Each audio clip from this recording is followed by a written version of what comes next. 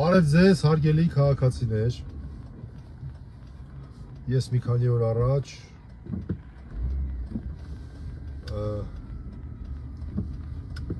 հրապարակային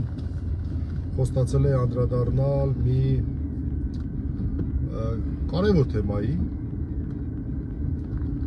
որը վերաբերում է օրեր առաջ,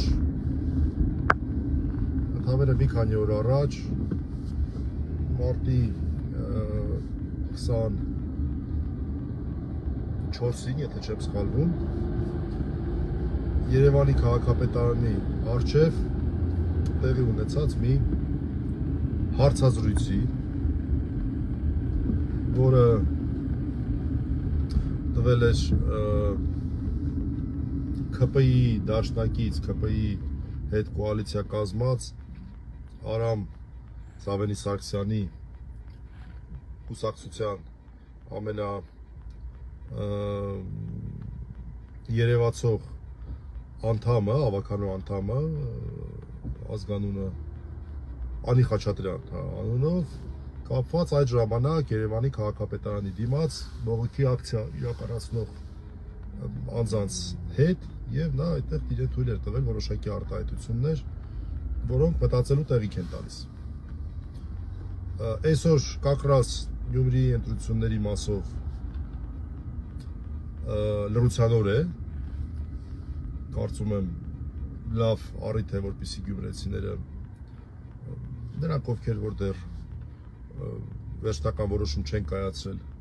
մտածեն եւ վերջնական որոշում կայացնեն։ Նորից չեմ ասելու իմ դիրքորոշումը, բոլորի համար պարզ է, առաջինը լավ, առաջին մասով կասեմ, իմ դիրքորոշումն այն է, որ գյումրեցիները մեզնից, ոչ գյումրեցիներից լավ գիտեն ում են ընտրելու, ես ինձ իրավունք չեմ տալիս որևէ կոչով դիմել գյումրեցիներին, միաժամանակ ցանկությունս, թե ովքեր ուզենայի, որ չանցնեն ավագանի կամ հնարավորինս քիչ ձայն ստանան, դա նույնպես հայտնի է։ Մի բան կարող է, ներողություն, զանգ եկավ, մի բան կարող եմ միայն այս թեմայով ավելացնել, որ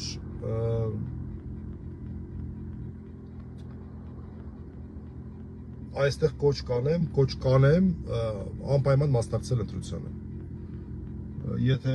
Գյումրիում չեք, բայց Գյումրիի գրանցում ունեք, ժամանակ գտեք այդ հիանալի գարնանային օրը, ոնց որ թե լավ եղանակ է լինելու, անցկացնելու մեր հայրենիքի այսպես տարբեր հատվածներում, գնացեք եւ հասեք, անպայման քվեարկեք, ինչքան շատ մարդ քվեարկի, այնքան ավելի լավ։ Դա միանշանակ։ Սա է, ուրիշ բան այստեղ չունեմ ասելու, անցնեմ այն թեմային, որը կապված է մեկ այլ քաղաքապետարանի հետ, Երևանի քաղաքապետարանի հետ եւ այդ իրադարձությանը, որը կարող է տենց առաջի հայացքից թվա, որ դե հա, խոսքի ազատության սահմաններում է, մարդը ինչ-որ արտահայտություններ է արել, ինչի մասին է խոսքը։ Բայց մենք հիմա մանրամասն դրանք անդրադառնանք։ Ուրեմն տեսեք, նախ ինչ է տեղի ունեցել։ Տեղի ունեցել հետևյալը։ Բանից պարզվում է, ես օրինակ տեղյակ չէի։ Հայաստանում առկա են նոր ձևավորված էկոակտիվիստների խմբեր։ Նոր ձևավորված ուրեմն էկոակտիվիստների խմբեր, հենա մեկնաբանություն եմ տեսնում, Ավինյանի կողմից քրդերի նկատմամբ արած արտահայտությունն են հիշեցնում, այո, դա էլ պետք է հիշել, բայց հիմա ես մի քիչ դա էլ պետք է հիշել, ես քանի որ այստեղ մի քիչ ավելի լայն խնդիր է, դրանք անդրադառնամ, ինչ վերաբերում Ավինյանի արտահայտությանը, ապա այն նույնպես կարծում եմ քննարկման ենթակա պետք է լինի, այո, միանշանակ ճիշտ եք, հարգելի քաղաքացի։ Վերադառնալով, ինչ է տեղի ունենում։ Ուրեմն էկոակտիվիստների խմբեր են ձևավորվել, որոնց մեջ նոր խմբեր, որոնց մեջ կարևոր դեր ունեն ռուսները, ազգությամբ ռուսները, որոնք որ մի քանի տարի առաջ տեղափոխվել են Երևան, նրանց մեծ մասը հեռացել է արդեն, բայց մի մասը մնացել է, այդ մնացածների մի մասն էլ ցանկություն ունի ինտեգրվել մեր հասարակությունում, հայերեն են սովորում, տարբեր հանդիօգուտ գործունեությամբ են զբաղվում, լավ են անում, բարի գալուստ լինի, հաջողություններ ունենան, շատ լավ են անում, ես դա շատ ողջունելի եմ համարում, որովհետև առաջի հերթին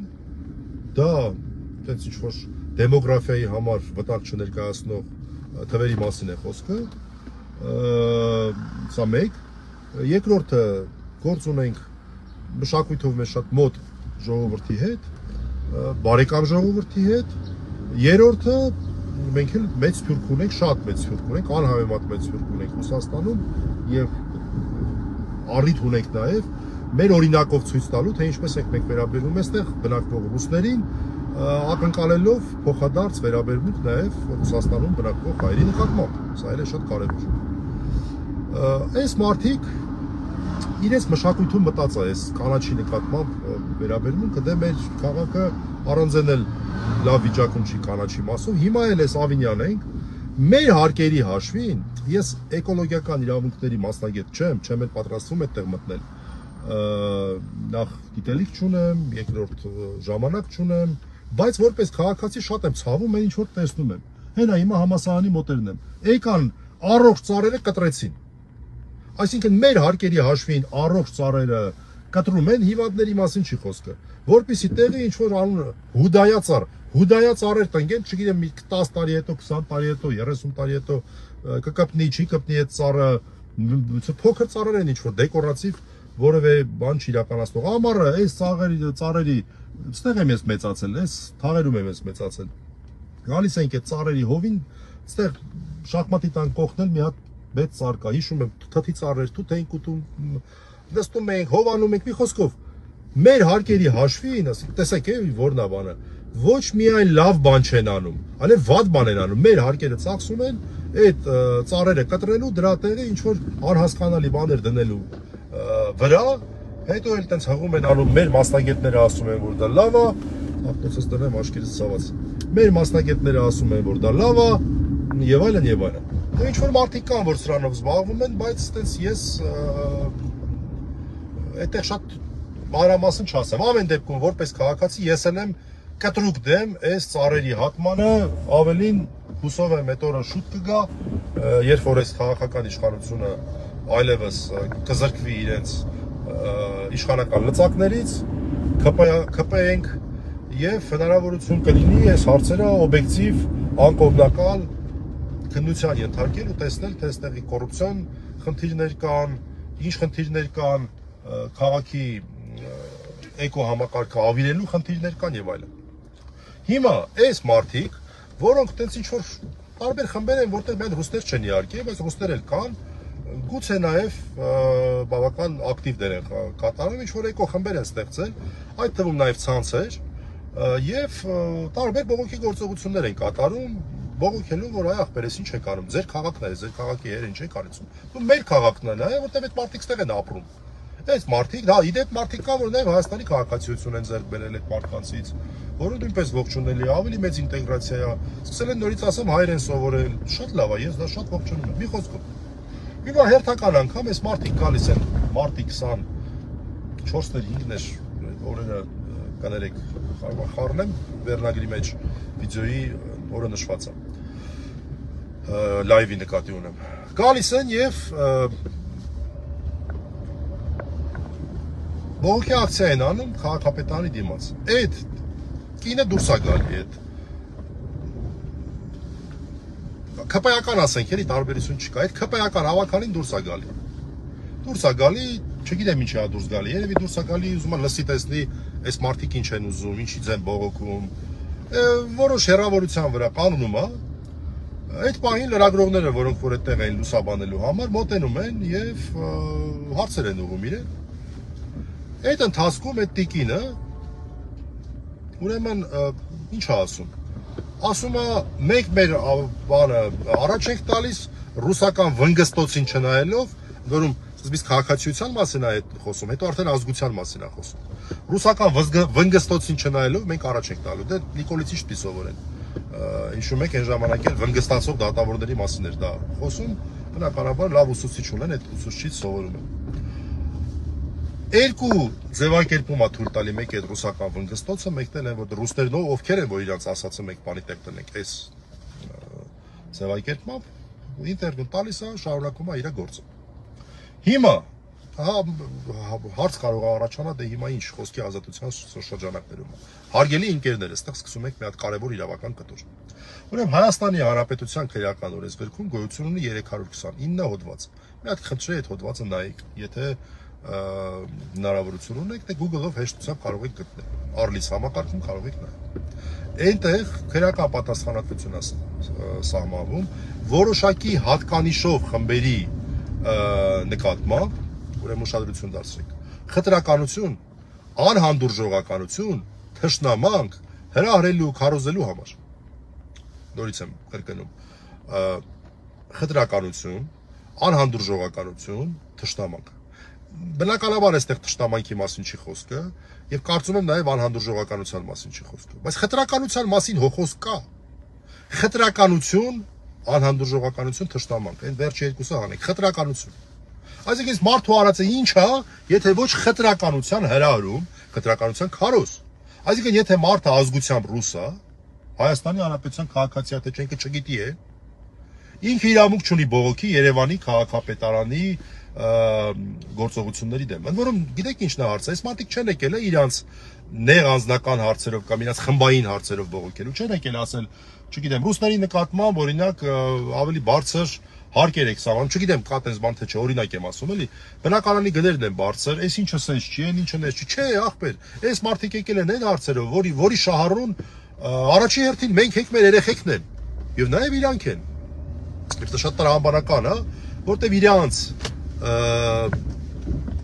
մշակույթում դա կա այդ կանաչի նկատմամբ հակում։ Հիմա եկել տեսել են մեր քաղաքը խնդրեմ ունի, իրանք էլ պատրաստվում են այս քաղաքում ապրել, փորձում են մեր հետ համատեղ այս խնդիրը լուծել, խմբեր են ստեղծել եւ այլն եւ այլն։ Հիմա հարց, այստեղ կա հանցակազմ, թե չկա հանցակազմ։ Հիմա հարց կտակ, ասեք լավ, այս հոդվածը կիրառվում է, թե չի կիրառվում։ Այստեղ է շանգլուխը տարված, այսպես ասած։ Շանգլուխը այստեղ է տարված։ Այս հոդվածը նախկինում 3 հատկանիշ էր միայն ուրեմն պարունակում։ Ազգային հատկանիշը, որը այստեղ կա իրականում ռուս ազգի մասին է խոսքը։ Ազգային հատկանիշը, ռասայական հատկանիշը եւ կրոնական հատկանիշը։ Ազգ, ռասա, կրոն։ Սկզբնական տեքստում։ Հետո դրան գումարվեցին եւս մի քանի հատկանիշներ։ Հենա այս պահին էլ հենց կանգնած, հենց այս պահին էլ հրապարակ է մտնում, հենց տեսեք ոնց են հերն անիցել, այս հրապարակի ուրեմն փողոցի սաղ ծառերը, առողջ ծառերը կտրել են տեղը, ես ինչ են, ցախավել են դրել, ինչ են դրել, այսպես հիմա ոստիկանությունն էլ կանգնած այդ կանաչապատման ֆորմայով քաղաքի հերը անիծում են։ Հենց այս բաների դեմ են այս մարդիկ բողոքում։ Հենց այս պահին հրապարակ է մտնում, հրապարակի կառավարության շենքի շրջապատը։ Մի խոսքով։ 3 հատկանիշներ, հետագայում այս 3 հատկանիշներին 329 հոդվածի նոր խմբագրության, այսինքն նոր տեքստում, ավելացվեցին եւս մի քանիսը։ Այդ թվում, չգիտեմ, հաշմանդամության հետ կապված հարցերը, ազգայինը դարձրեցին ավելի լայն էթնիկական խմբեր պարունակող, որը թերևս ներառում է նաև ներազգային հարցերը։ Իմ համոզմամբ նախկին տեքստով դա չէր պարունակում։ Սեռական փոքրամասնությունները, օքեյ, հիմա ներառել եմ։ Այդ եւ քաղաքական հայացքները։ Քաղաքական հայացքները։ Ուրեմն այն միջազգային փաստաթղթերը, որ քաղաքական հայացքների հիմքով վկայակոչվում են, իսկ այս հոդվածը գրեթե բացառապես կիրառվում է քաղաքական հայացքների հիմքով ռեժիմի հակառակորդների նկատմամբ։ Այ կակրած այս թեման ինչի, սրա մասին ինչի սկսեցի մտածել, որովհետև այդ նույն օրը Սամվել Վարդանյանի գործով դատավարություններ, որտեղ հենց այս նույն հոդվածով, ուրեմն ՔՊ-ի նկատմամբ թշնամանք, անհանդուրժողականություն, չգիտեմ ինչ հրահրելու մեղադրանք են պաշտպանում քաղաքական հայացքների հիմքով։ Գնացել նայել ենք այդ փաստաթղթերը, այդ թվում նաև Եվրախորհրդի համապատասխան թարմ փաստաթուղթ կա 2022 թվականի ուրեմն ռեկոմենդացիա կա։ Էլ չեմ ասում, տենց իրավաբանները շատ են լսել 13 տարի առաջվա արդեն Միացյալ Ազգերի կազմակերպության մի ուրիշ փաստաթուղթ կա, որ կոչվում է Ռաբաթի գործողությունների ծրագիր, Ռաբաթը քաղաքի անունը։ Այն հնում հաստատ չկա, 3-ին է վերաբերում ռասա, ազգ, սեր։ Իսկ այս բանում Եվրախորհրդում լիքը բան կա, լիքը հատկանիշ կա, ամեն ինչ կա բացի քաղաքական հայացքներից։ Այսինքն այս հոդվածը ավելացրել են մի բան, որը չպետք է այդտեղ լիներ, եւ դա են կիրառում քաղաքական հակառակորդների դեմ։ Դա են կիրառում Սամվել Վարդանյանի դեմ, Նարեկ Մալյանի դեմ, որ դատապարտվեց, եւս մի երկու դեպքով։ Այս հոդվածը կիրառում են։ Արգելի քաղաքացիներ, ընդհատվեց, բայց ոնց որ թե պահեց լայվս, դրա համար ես նորից չեմ սկսում, ընդհանրապես կարճ ամփոփում կանեմ, հասանք այնտեղ, որտեղ որ մենք քննարկում էինք 329 հոդվածը, ես ցույց տվեցի, որ այս քպեական իշխանությունները դաղալություն են արել, այն նպատակը, որ այս հոդվածում ունի, թույլին ուժեղից պաշտպանելու համար, դա նենգափոխել են, դրա փոխարեն պաշտպանում են բացառապես ԿՊ-ին, ընդդիմադիրներից, բայց այն դեպքերում, երբ որ իսկապես այս հոդվածի գործողության քննարկման հարցն է, օրինակ այս դեպքում է Տանի Խաչատրյանի ուղիղ քսենոֆոբիկ քտրականություն պարունակող ձևակերպումները քննարկման առարկա չեն դարձնում։ Եվ նրա մասին է խոսում, որ գուցե պետք է մի հատ հանցագործության մասին հաղորդում տալ, որ իրար գան, մի հատ մտածեն, տեսնեն, եւ մյուս անգամ այդ Անի Խաչատրյանի պեսները երկու անգամ ավելի երկար մտածեն, որպեսզի հասկանան այս ձևակերպումները թույլ տալիս են, իրանց թե թույլ չեն տալիս։